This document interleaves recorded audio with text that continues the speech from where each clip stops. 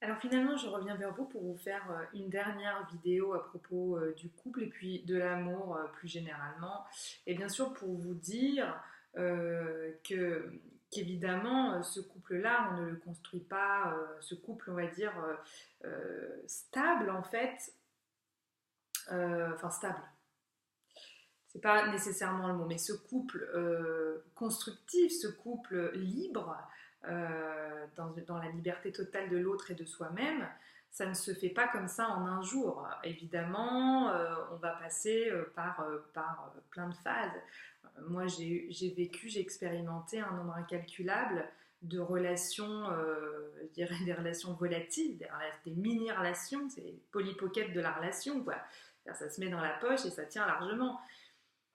Et c'est toutes ces relations-là confondues qui m'ont permis de prendre conscience de tout ce que je suis en train de vous dire, c'est d'expérimenter la maladie de l'autre et ma maladie à moi dans la relation amoureuse ou affective, c'est d'expérimenter cette femme dont je parlais tout à l'heure qui était libertine et qui m'a en fait ouverte à une autre vision des choses, c'est de tomber amoureuse d'une femme, enfin, de m'apercevoir que j'avais des attirances envers les femmes que je n'avais jamais voulu regarder en face jusqu'ici et que c'est quelque chose que je trimballais depuis un bon bout de temps, certainement très karmique aussi, d'après ce que j'ai pu comprendre d'après mon thème karmique, mais voilà, tout ça, ça fait que ça vous ouvre l'esprit. En fait, sur le coup, moi j'ai vécu, je veux dire, quand vous êtes construit avec l'idée qu'un couple, c'est un mari, une femme et des enfants,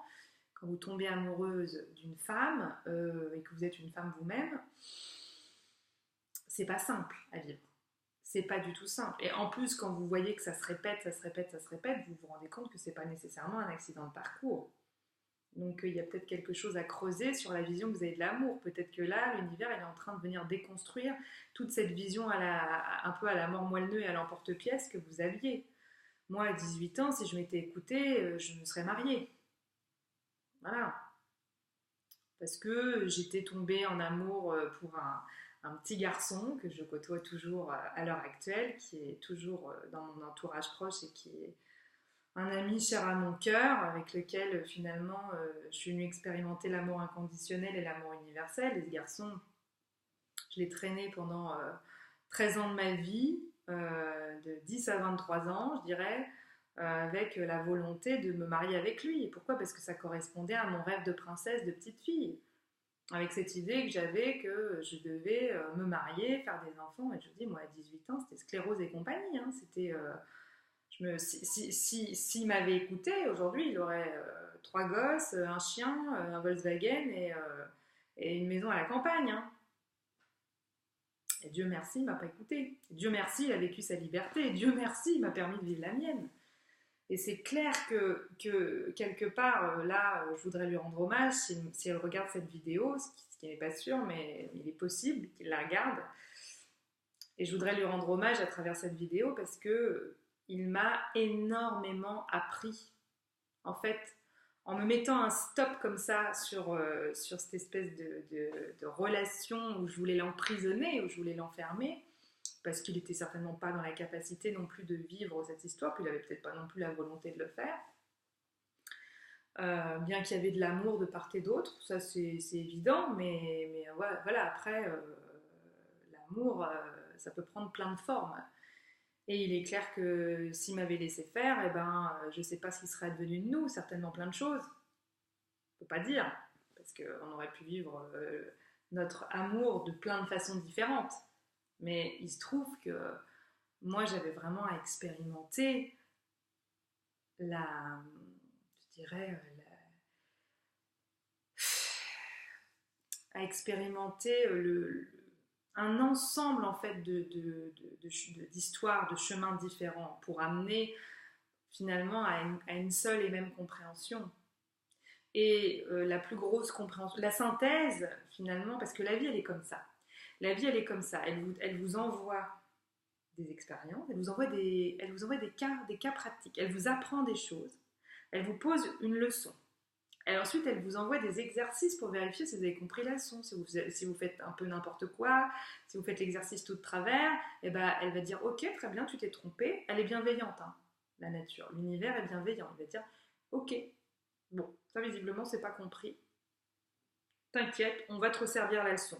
Peut-être pas tout de suite, on te laisse un peu digérer. On te laisse digérer le 0 sur 20 que tu viens d'avoir ou le 0,5. Et dans quelques semaines, dans quelques jours, on te renvoie un petit exercice à peu près similaire pour voir si tu as compris. Et si tu ne comprends toujours pas, ça n'est pas grave. Tu peux redoubler. Et on peut te renvoyer à nouveau un exercice. Et en fait, tu ne redoubles pas. Parce qu'en fait, c'est juste, tu mets le temps qu'il faut pour comprendre la leçon. Mais ne t'inquiète pas, on va te la resservir. Ça, c'est fascinant. À partir du moment où on a cette conscience et qu'on observe notre vie à travers ça, vous allez vous rendre compte que l'univers, il vous envoie en permanence des travaux pratiques. Ok, on a étudié cette leçon-là. Comme à l'école c'est pareil. Le maître, la maîtresse, qu'est-ce qu'ils font? Ils vous apprennent quelque chose, ils vous font un cours d'histoire, un cours de géographie, un cours de mathématiques, de géométrie, et ensuite, qu'est-ce qu'il fait pour vérifier que vous avez compris la leçon? Il vous donne des exercices, et ensuite il ramasse les copies, et il corrige. Et qu'est-ce qu'il fait si vous n'avez pas compris? Il vous redonne un exercice supplémentaire à faire. Et puis ainsi de suite, jusqu'à ce que vous ayez compris le raisonnement. Et que vous puissiez passer à la leçon du dessus. Parce que vous ne pouvez pas passer à la leçon du dessus tant que vous n'avez pas compris. Puisqu'il faut des bases, solides pour comprendre la leçon d'après. Si vous n'avez pas les bases, comme dirait Orelsan, si vous n'avez pas les bases, vous ne pouvez pas passer à la leçon d'après. C'est pas possible ça. Donc moi je crois qu'on doit absolument remercier toutes ces histoires d'amour un peu foirées qu'on a vécues juste avant. C'est un peu l'occasion pour moi, si certains ont vécu une histoire d'amour avec moi ou une histoire d'amitié, je ne sais pas, qui est un peu parti en cacahuète, eh bien sachez que je vous remercie. Je vous remercie tous de tout ce qu'on a pu vivre ensemble, parce que vous m'avez appris, vous m'avez rien pris du tout, vous m'avez appris à l'ouest, la fille, m'avait appris énormément. Et si aujourd'hui j'ai ce recul sur les relations sentimentales, sur les relations amoureuses, et si aujourd'hui j'ai envie de construire une relation de couple aussi librement, dans une compréhension totale et dans une implication totale, mais libre, si aujourd'hui j'ai envie d'un mariage dans la nature, à minuit en pleine forêt, c'est grâce à vous. Voilà, c'est mon rêve, c'est de me marier dans la forêt, la nuit, je sais pas pourquoi, avec un druide. Voilà, c'est mon rêve. Parce que je trouve que le mariage, la notion d'union qu'il y a derrière, je la trouve magnifique, parce qu'on peut s'unir dans la liberté profonde, ça peut être très beau. Ça peut être très très beau, on peut vivre des choses magnifiques. Et voilà, moi je suis quand même restée une princesse, mais bon, l'église, la mairie, tout ça, ça me fait quand même vachement moins rêver. Je m'en fous que ce soit une union qui soit reconnue ou pas. Alors c'est sûr, après cette histoire de papier, de machin, de territoire, de maison qu'on gardera si l'autre décède ou j'en sais rien. Mais moi je m'en fous, je suis pas là-dedans en fait. Moi je suis dans la réelle beauté de l'union en fait. Je pourrais même me marier avec un ami, une amie. Hein. C'est la célébration d'une union en fait. Voilà, je trouve ça beau. Puis en plus c'est spirituel, je veux dire à minuit avec un druide ou avec un chaman, avec un sorcier brésilien, j'en sais rien. Moi, voilà, je trouve ça beau. Je voulais faire aussi une parenthèse sur l'amitié parce que bon, on sort un peu du couple, encore que je trouve qu'il y a quelque chose un peu de l'ordre du couple des fois dans certaines amitiés fortes. Même si c'est pas un couple où il y a de la sexualité, où il y a tout ça, on a compris, mais enfin je veux dire, ça fait quand même une forme de couple. Je trouve, personnellement, peut-être ça choquera certains, mais moi ça ne me choque absolument pas de le dire comme ça. Et pour répondre à mon amie Patricia, qui certainement verra cette vidéo, qui me disait est-ce que tu pourrais dire un petit quelque chose sur la fidélité dans l'amitié.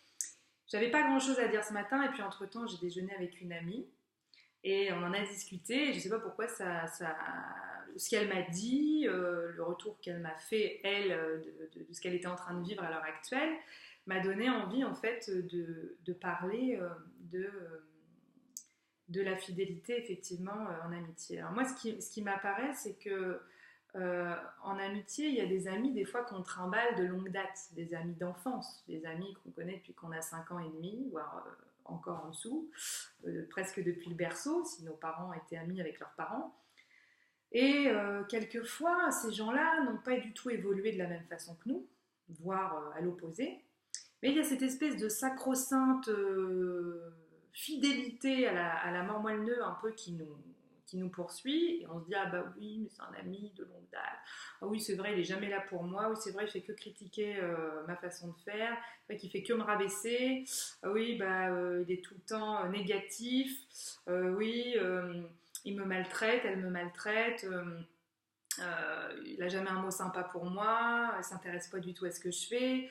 Euh,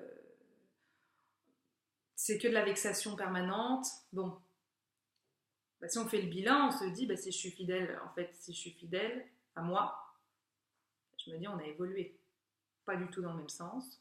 Aujourd'hui, je suis assez grande ou grand pour me dire qu'en fait, cette personne-là, elle m'enfonce plutôt qu'elle ne m'élève, que ça ne me correspond plus. Et si je suis fidèle à mes fondations et non pas à l'enfant que j'ai été à 3 ans et demi, que je ne suis à l'évidence plus, eh bien, qu'est-ce que j'ai besoin de me traîner comme ça des gens que j'ai pourtant beaucoup aimés, et ça n'empêche pas que j'aime peut-être toujours autant, mais qui ne sont plus en adéquation avec ce que j'ai envie de vivre, avec ce que j'ai envie d'être. Et à ce moment-là, je prends les mesures nécessaires. Et je peux le faire dans l'amour. Je peux dire, écoute, aujourd'hui, moi, je tiens à te dire ça. Si je me respecte et si je te respecte, je tiens à te dire ça. Je ne peux plus vivre de cette façon. Et je vous dis ça parce que j'ai plusieurs amis en ce moment qui font du gros tri. Là. Il y a les nouvelles lunes et les pleines lunes, elles sont costauds. Elles font du gros tri à balance, là. Ça bazarde, ça bazarde. Toutes les relations non constructives qui vraiment chient dans la colle, un peu, je dirais, ou qui sont obsolètes totalement, ça canarde, ça dégage. Et quelque part, c'est bien parce que la vie, c'est fait de changements. C'est fait de changements, c'est fait de cycles. Donc, moi, je ne peux dire qu'une seule chose, être fidèle à soi-même, à l'amour qu'on se porte. Et si l'amour qu'on se porte, il est bafoué par les êtres qu'il y a autour de nous, parce qu'ils ne sont pas en amour avec nous, parce qu'ils ne sont pas bienveillants, parce qu'ils ne sont pas empathiques, parce qu'ils ne sont pas à l'écoute, si on peut trouver un terrain d'entente et que chacun est intelligent, oui, tout peut se vivre, tout peut se poursuivre, tout peut continuer, ça peut même être très constructif, ça peut être des super beaux paliers dans l'histoire d'une amitié.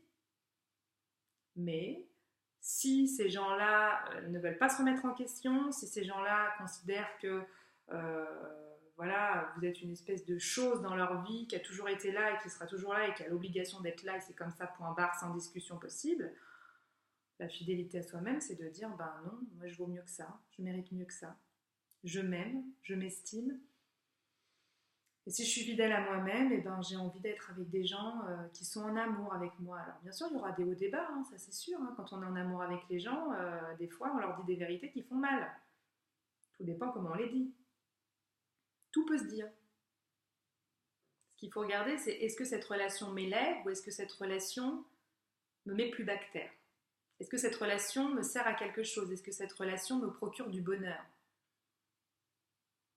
Alors peut-être que à l'heure actuelle, elle ne procure pas tout le bonheur qu'elle procurait ou qu'elle pourrait procurer. Ça, c'est pas grave. À partir du moment où le dialogue est possible, ça, c'est pas grave. Mais si cette relation, en fait, dans une impasse, elle ne mène nulle part et en fait, surtout, elle n'est pas nourrissante, en fait. Voilà, c'est surtout ça le problème. Si c'est pas nourrissant, à quoi bon garder des choses périmées dans le placard? Ça sert à rien, il faut faire de la place pour d'autres choses. Si le placard est encombré, vous n'avez plus de place pour mettre des choses qui seraient saines. Voilà, donc c'est le clin d'œil que je te fais, Patricia, qui n'a rien à voir avec toi, parce que tu es une amie merveilleuse. J'ai pas du tout envie de te recycler ni de te mettre dans les affaires périmées. Je t'aime, je t'envoie tout mon amour et je vous aime tous. Je vous envoie tout plein d'amour pour vivre une belle journée fidèle à vous-même. Je vous embrasse et je vous dis à très bientôt au 5 Square Renaissance.